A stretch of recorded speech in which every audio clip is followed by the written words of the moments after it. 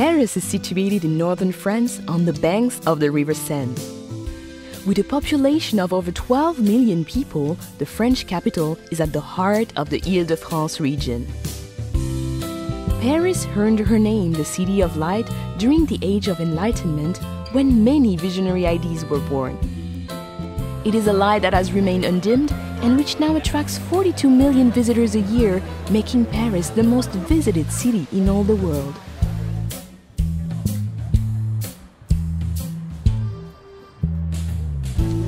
Paris is a city easily explored by metro, taxi and bicycle, but her charms are best found on foot. Her attractions are never far apart, and in between, well, merely walking her streets is to wander through picture postcards.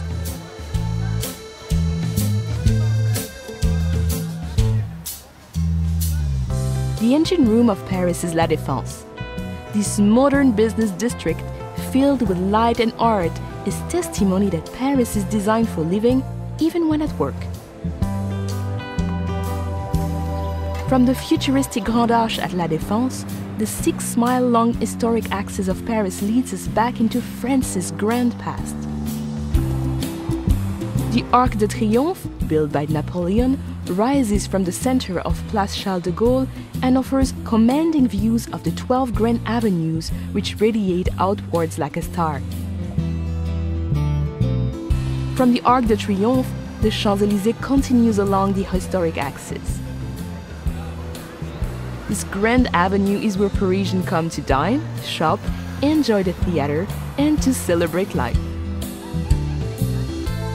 Gradually opening into formal gardens and majestic buildings, the Champs-Élysées merges into the largest square in Paris, the Place de la Concorde.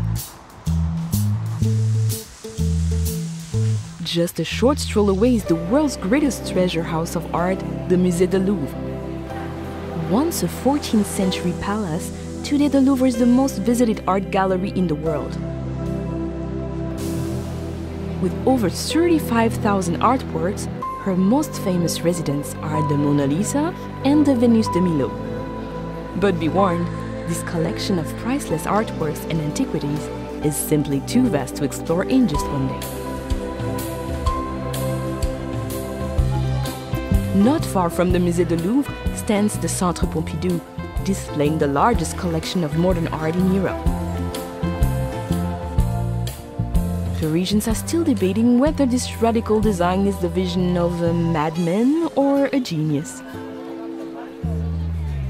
Notre Dame Cathedral is situated on Île de la Cité, a natural island in the River Seine.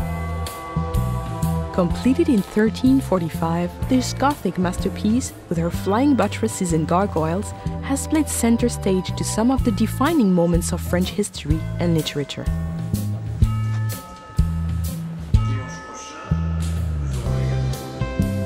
Parisians see it as their duty to enjoy life to its fullest.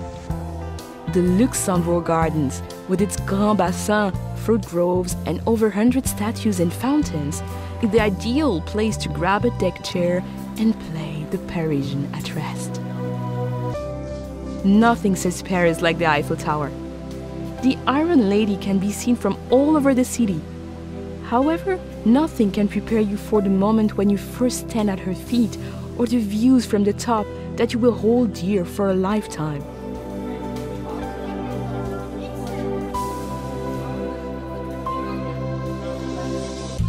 Looking north, the city rises into the hillside neighborhood of Montmartre. Once the artistic center of Paris, her twisting streets and narrow lanes were at one time the home of Picasso, Dali, and Van Gogh. They are the perfect place to lose yourself and discover those special Parisian moments. But you can never be lost for long in Montmartre. As long as you head upwards, you'll eventually come to a gleaming white crown, Sacré-Cœur Basilica. Leave the bustling city behind and step through the gates of the Cimetière du Père-Lachaise. Here, amid the quiet world of birdsong and introspection, you can pay your respects to Jim Morrison, Oscar Wilde, and some of the world's greatest minds from whom Paris is now forever home. Once a day's coach journey from central Paris, the Palace of Versailles is now an easy half-hour train ride away. This magnificent 17th century chateau welcomes everyone, from heads of state to backpackers.